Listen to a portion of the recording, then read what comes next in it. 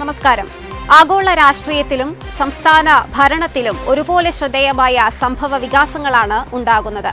Iran Israel സംഘർഷവുമായി ബന്ധപ്പെട്ട് അമേരിക്കയുടെ രഹസ്യ മുന്നറിയിപ്പെന്ന റിപ്പോർട്ട് പുതിയ ചർച്ചകൾക്ക് വഴിവെക്കുമ്പോൾ അമേരിക്കയുടെ മിക്ക നിബന്ധനകളും ഇറാൻ അംഗീകരിച്ചെന്ന ട്രംപിന്റെ അവകാശവാദവും ശ്രദ്ധ നേടുകയാണ്.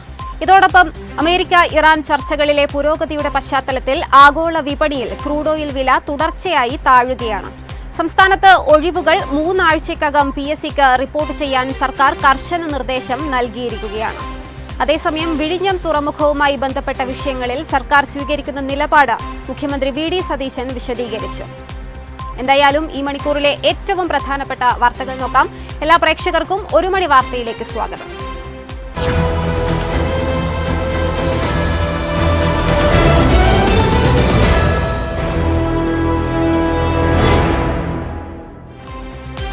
ഇറാൻ വിദേശകാര്യമന്ത്രി Abbas Araghchi, parliament speaker Mohammad Bagher Ghalibaf എന്നിവരെ വധിക്കാൻ ഇസ്രയേൽ പദ്ധതിയിട്ടിരുന്നതായി കഴിഞ്ഞ ഏപ്രിലിൽ അമേരിക്ക ഇറാന് രഹസ്യ മുന്നറിയിപ്പ് നൽകിയിരുന്നുവെന്ന് ദി ന്യൂയോർക്ക് ടൈംസ് റിപ്പോർട്ട്.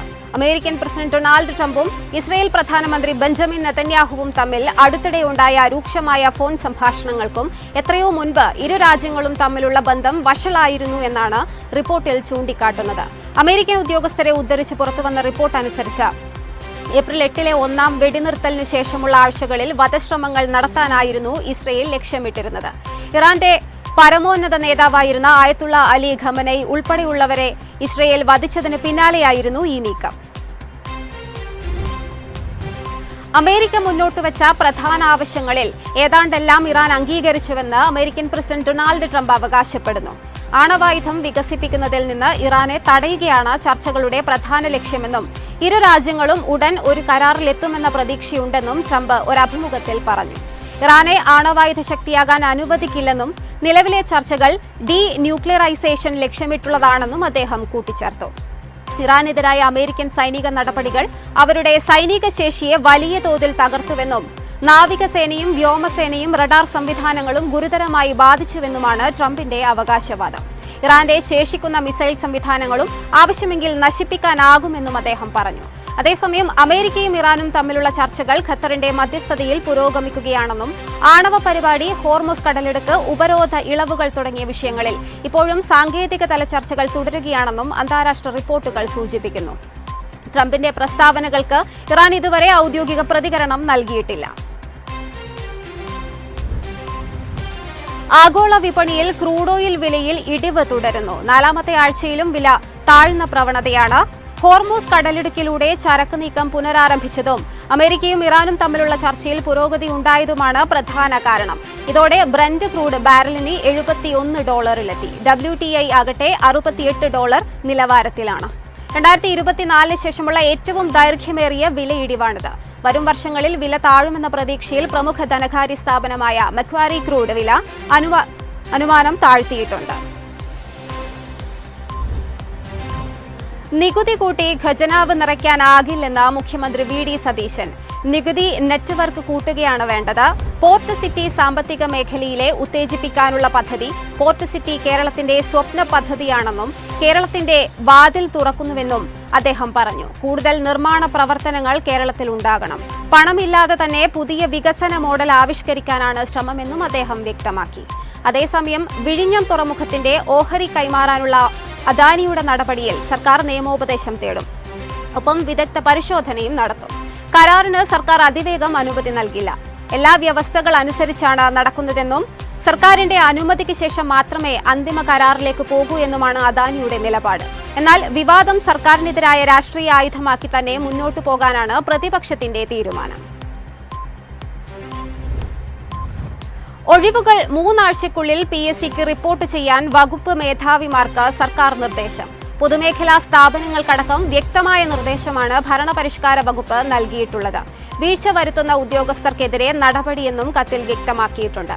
താൽക്കാലിക നിയമനങ്ങളിൽ വൻ അഴിമതി നടക്കുന്നു എന്ന ആക്ഷേപം ഉയരുന്ന സാഹചര്യത്തിലാണ് സർക്കാർ കടുത്ത നിലപാടിലേക്ക് കടക്കുന്നത്. ആദ്യഘട്ടം എന്ന നിലയിലാണ് ഇപ്പോൾ കത്ത് നൽകിയിട്ടുള്ളത്. അടുത്ത ഘട്ടമായി PSC നിയമനങ്ങളിൽ മുഖ്യമന്ത്രിക്ക് ലഭിച്ച പരാതികളിൽ സർക്കാർ നടപടികളിലേക്ക് കടന്നേക്കും.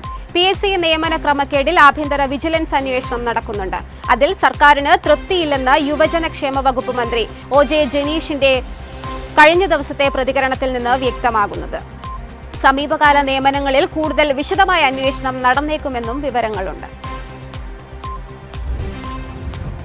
ദുബായിൽ നിന്നും കൊച്ചിയിലേക്കുള്ള സ്പൈസ് ജെറ്റ് വിമാനം റദ്ദാക്കി. വ്യാഴാഴ്ച വൈകിട്ട് പുറപ്പെടേണ്ടിയിരുന്ന വിമാനമാണ് പലതവണ സമയം മാറ്റിയും യാത്രക്കാരെ മണിക്കൂറുകളോളം വിമാനത്തിൽ ഇരുത്തിയ ശേഷവുമാണ് വിമാനം റദ്ദാക്കിയത്. തുടർന്ന് യാത്രക്കാരെയെല്ലാം വിമാനത്തിൽ നിന്നും പുറത്താക്കി ഹോട്ടലിലേക്ക് മാറ്റി. സാങ്കേതിക തകരാറിനെ തുടർന്നാണ് വിമാനം റദ്ദാക്കിയത് എന്ന് സ്പൈസ് ജെറ്റ് അധികൃതർ അറിയിച്ചു. 4 മണിക്കൂറിലേറെ AC ഇല്ലാതെ വിമാനത്തിൽ ഇരുത്തിയതായി യാത്രക്കാർ ആരോപിക്കുന്നു. യാത്രക്കാരുടെ പ്രതിഷേധത്തിന് പിന്നാലെയാണ് വിമാനം റദ്ദാക്കാൻ തീരുമാനിച്ചത്.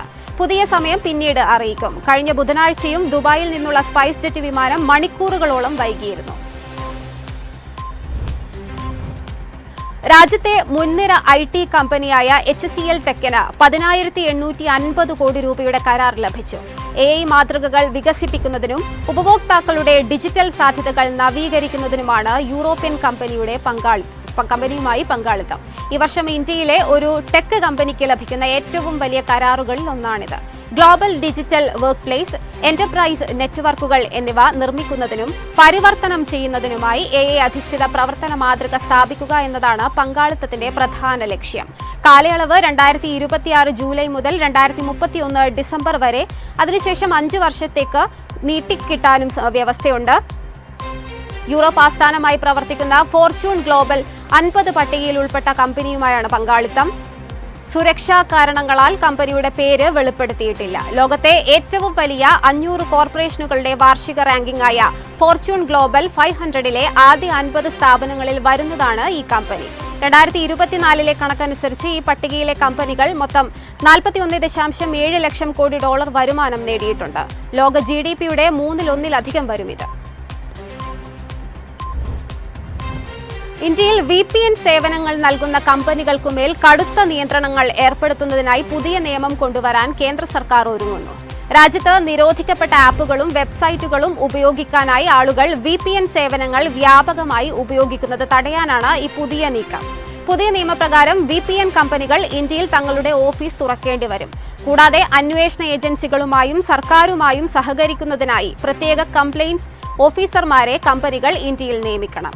നിയമം പാലിക്കാൻ തയ്യാറാകാത്ത പക്ഷം പ്രാദേശിക ജീവനക്കാർക്ക് ജയിൽ ശിക്ഷ ഉൾപ്പെടെയുള്ള കർശന നടപടികൾ നേരിടേണ്ടി വരും എന്നാണ് പുതിയ ചട്ടങ്ങൾ വ്യക്തമാക്കുന്നത്. 2021 IT നിയമപ്രകാരം വലിയ സാമൂഹിക മാധ്യമങ്ങൾക്ക് നൽകിയിട്ടുള്ള നിർദ്ദേശങ്ങൾക്ക് സമാനമായ സുരക്ഷാ ചട്ടക്കൂടാണ് VPN സേവനദാതാക്കൾക്കും ബാധകമാക്കാൻ പോകുന്നത്. ഇന്ത്യയിൽ നിന്ന് ചൈനയിലേക്ക് കഴിഞ്ഞ സാമ്പത്തിക വർഷം കയറ്റി അയച്ചത് 14,000 കോടി രൂപയുടെ പ്രിന്റഡ് സർക്യൂട്ട് ബോർഡുകൾ. 2024-25 സാമ്പത്തിക വർഷത്തെ അപേക്ഷിച്ച് ചൈനയിലേക്കുള്ള PCB കയറ്റുമതിയിൽ 40 മടങ്ങ് വളർച്ച രേഖപ്പെടുത്തി. ലളിതവും വില കുറഞ്ഞതുമായ ഇലക്ട്രോണിക് ഘടകങ്ങൾക്കായി ചൈന മറ്റു രാജ്യങ്ങളെ ആശ്രയിക്കാൻ തുടങ്ങിയതാണ് മാറ്റത്തിനു പിന്നിൽ. 2025-26 സാമ്പത്തിക വർഷം ആകെ 18,000 കോടി രൂപയുടെ PCBയാണ് ഇന്ത്യ കയറ്റി അയച്ചതെന്ന് വാണിജ്യ വകുപ്പിന്റെ കണക്കുകൾ സൂചിപ്പിക്കുന്നു. ഇതിൽ 80% കയറ്റുമതിയും ചൈനയിലേക്കായിരുന്നു. 2024-25 സാമ്പത്തിക വർഷം വെറും 343 കോടി രൂപയുടെ കയറ്റുമതി മാത്രമായിരുന്നു ഈ രംഗത്തുണ്ടായിരുന്നത്. ദീർഘകാലമായി ഇലക്ട്രോണിക്സ് ഉൽപ്പന്ന ഘടകങ്ങൾക്കായി ഇന്ത്യ ചൈനയായിരുന്നു ആശ്രയിച്ചിരുന്നത്. ഇതിൽ നിന്നുള്ള മാറ്റം കൂടിയാണ് കണക്കുകളിൽ വ്യക്തമാകുന്നത്. സാൻ ഫ്രാൻസിസ്കോയിൽ നങ്കൂരമിട്ട പ്രിൻസസ് ക്രൂയിസ് കപ്പലിലെ 120-ലധികം യാത്രക്കാർക്കും ജീവനക്കാർക്കും യാത്രയ്ക്കിടെ നോറോ വൈറസ് ബാധയേറ്റതായി ഫെഡറൽ ഹെൽത്ത് ഉദ്യോഗസ്ഥർ പറഞ്ഞു. സാൻ ഫ്രാൻസിസ്കോയിൽ നിന്ന് കാനഡയിലേക്കും അലാസ്കയിലേക്കും 20 ദിവസത്തെ റൗണ്ട് ട്രിപ്പ് യാത്രയിലായിരുന്ന റൂബി പ്രിൻസസ് എന്ന കപ്പലിലാണ് നോറോ വൈറസ് ബാധ റിപ്പോർട്ട് ചെയ്തത്. 102 യാത്രക്കാരും 23 ജീവനക്കാരുമടക്കം 125 പേർക്കാണ് വയറിളക്കം, ഛർദി, വയറുവേദന തുടങ്ങിയ ലക്ഷണങ്ങൾ ഉണ്ടായിരുന്നതെന്ന് US centres four disease control and prevention അറിയിച്ചു. ഭക്ഷണത്തിലൂടെയോ സമ്പർക്കത്തിലൂടെയോ വളരെ പെട്ടെന്ന് പകരുന്ന വൈറസാണ് നോറോ വൈറസ്. സാധാരണയായി കുറച്ച് ദിവസങ്ങൾക്കുള്ളിൽ രോഗം മാറുമെങ്കിലും പ്രായമായവർ, കുട്ടികൾ, മറ്റാരോഗ്യ പ്രശ്നമുള്ളവർ എന്നിവർക്ക് ഗുരുതരമാകാൻ സാധ്യതയുണ്ട്. ജൂൺ 12 യാത്ര തിരിച്ച റൂബി പ്രിൻസിൽ നിന്ന് ശനിയാഴ്ചയാണ് പകർച്ചവ്യാധി റിപ്പോർട്ട് ചെയ്തത്. കപ്പലിൽ 3032 യാത്രക്കാരും 1144 ക്രൂ അംഗങ്ങളും ഉണ്ടായിരുന്നു. രോഗബാധയെ തുടർന്ന് കപ്പലിൽ ശുചീകരണ നടപടികൾ ശക്തമാക്കിയതായി പ്രിൻസസ് ക്രൂയിസ് പ്രസ്താവനയിൽ പറഞ്ഞു. ഇതോടെ 1 മണി വാർത്ത ഇവിടെ പൂർണ്ണമാകുന്നു. ഇടവേളയ്ക്ക് ശേഷം മാർക്കറ്റ് അപ്ഡേറ്റ്സ് കാണാം. നമസ്കാരം.